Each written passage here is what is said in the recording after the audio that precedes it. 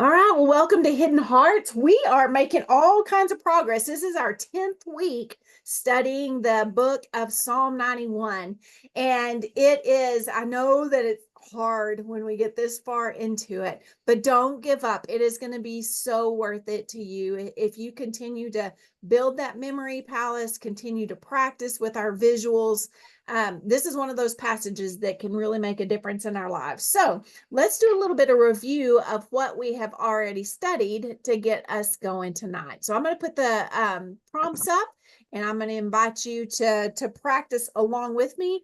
You can use your little handy dandy images if that helps you. Whatever little cues you're using, you are welcome to use those as we practice. So let's get started.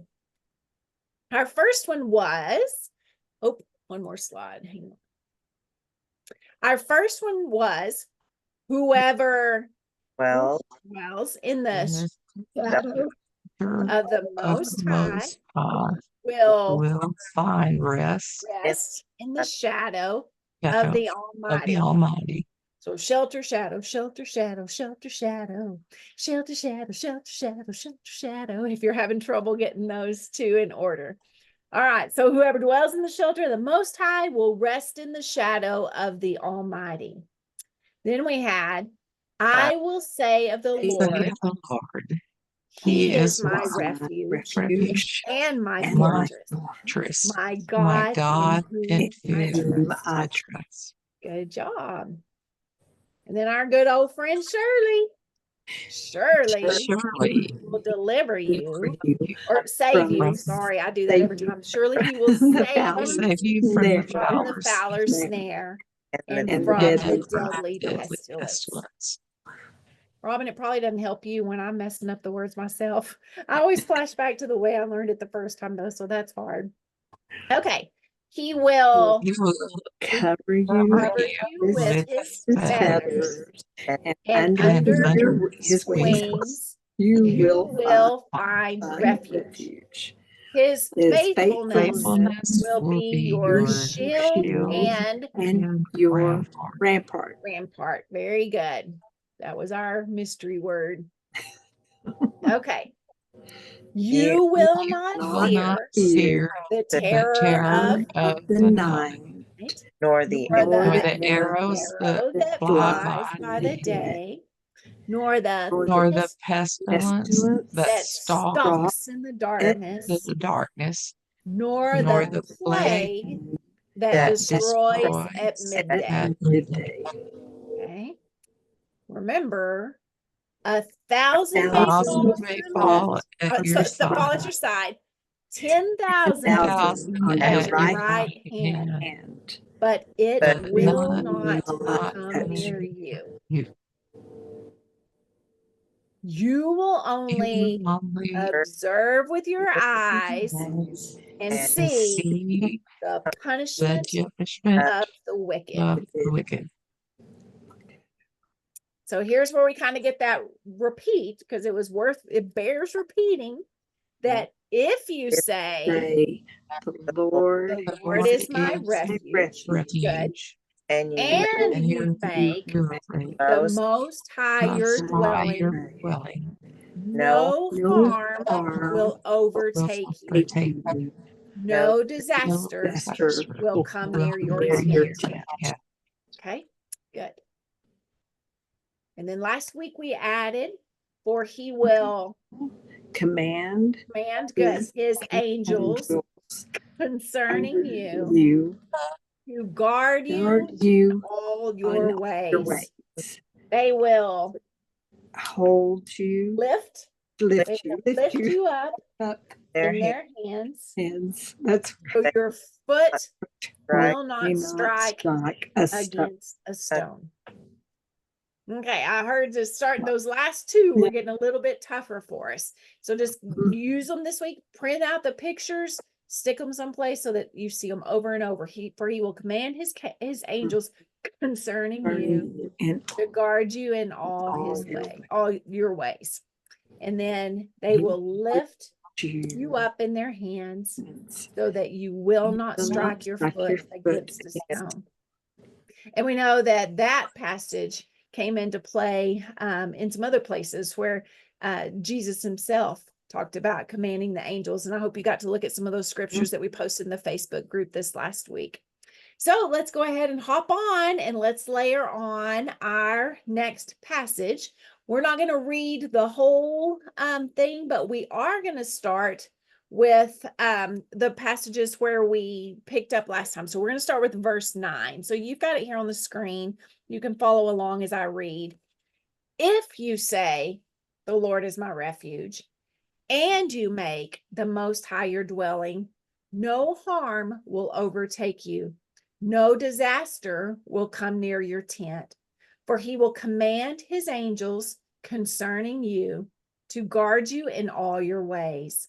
They will lift you up in their hands so that you will not strike your foot against a stone.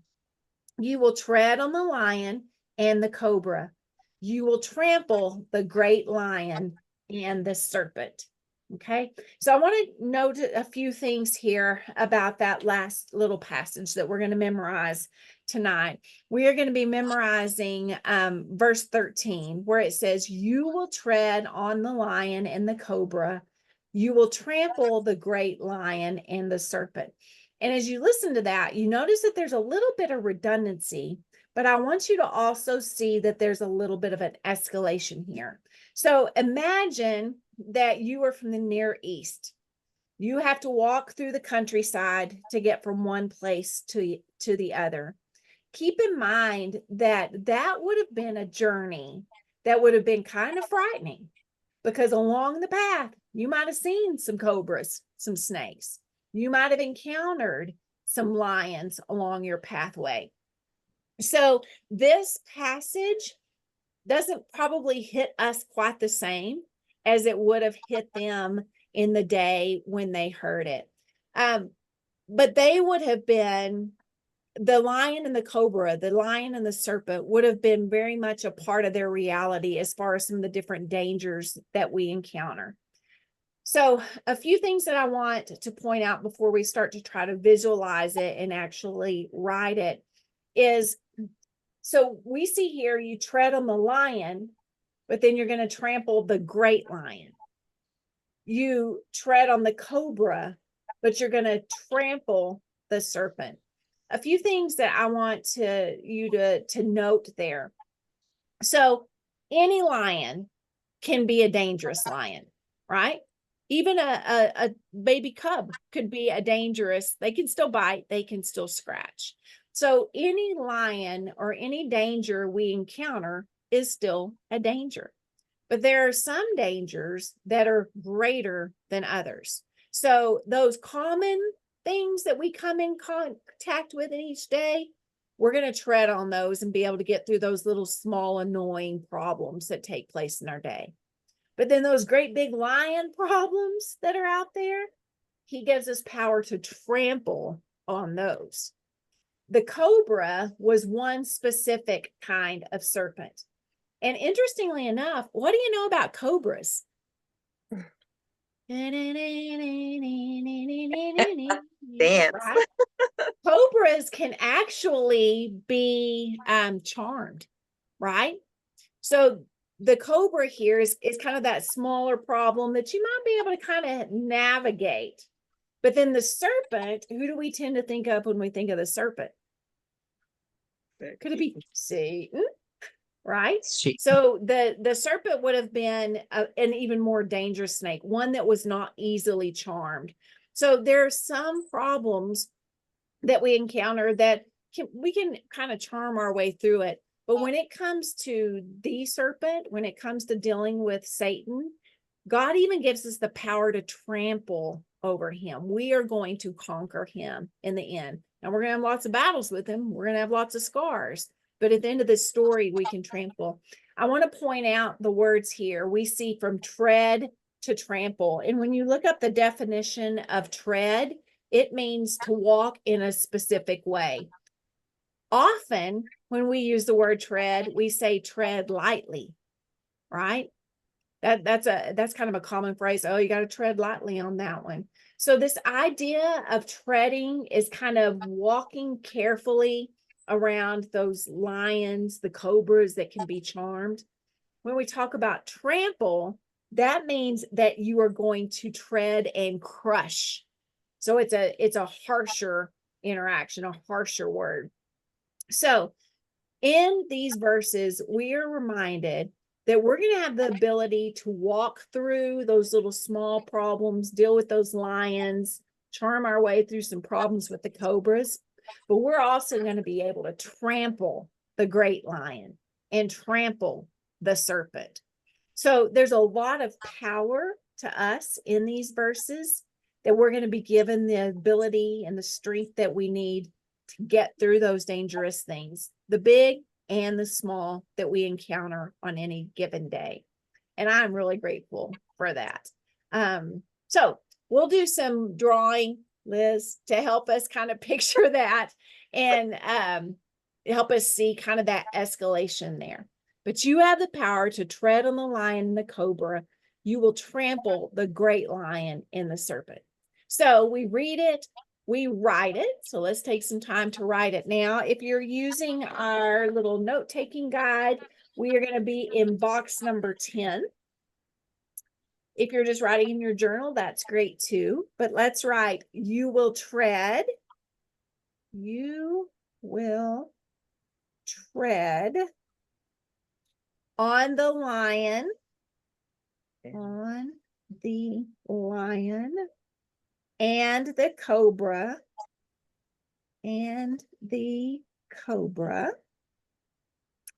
you will trample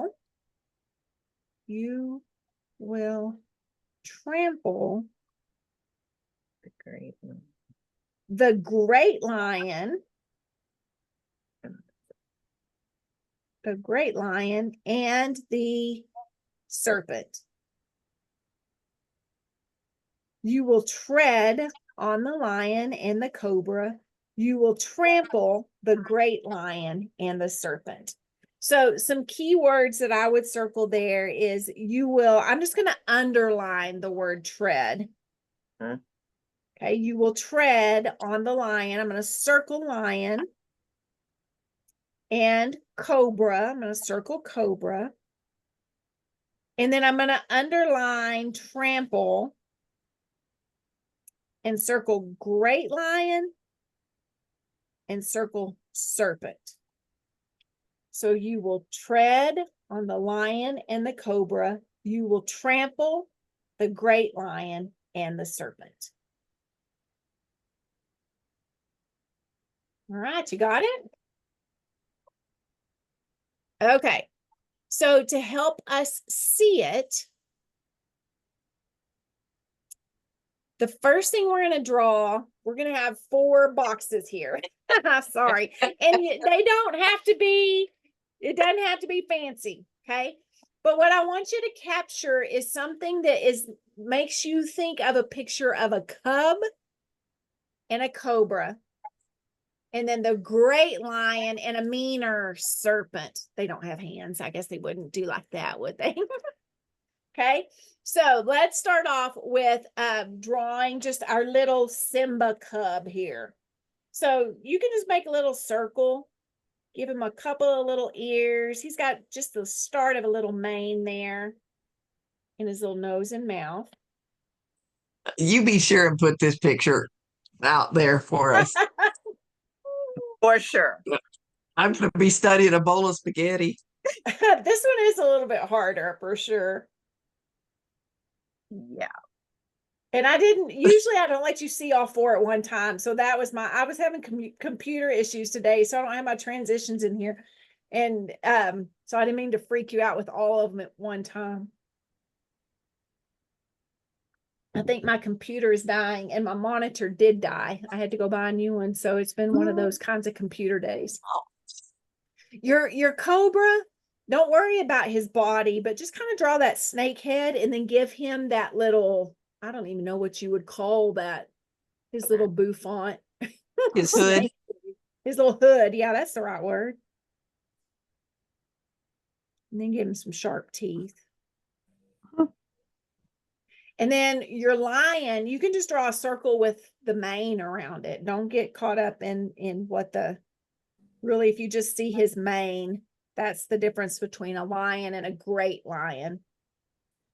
And then whatever you do on your other snake, make him look really mean. We need some stickers. Yes. If it makes you feel any better, my drawings on them are terrible too. I'm just hoping I know what it is. That's Yeah. that's why we need her pictures later. Oh my. Yeah.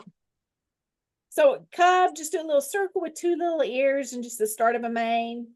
Snake, just do a little oval and give him a hood. Big lion, great lion, just a little circle with a mane around it. And then that little viper serpent, he looks pretty scary. Hope he doesn't give us bad dreams tonight. Oh, Okay. mercy. So you will tread on the lion and the cobra. You will trample the great lion and the serpent. Okay, so tread, trample. And if you wanted to write tread almost by the top and trample by the bottom, I just didn't think we could draw one more thing.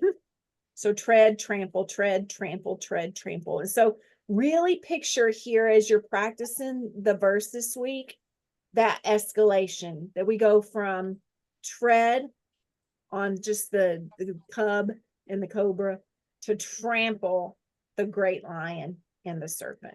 So you will tread on the lion and the cobra.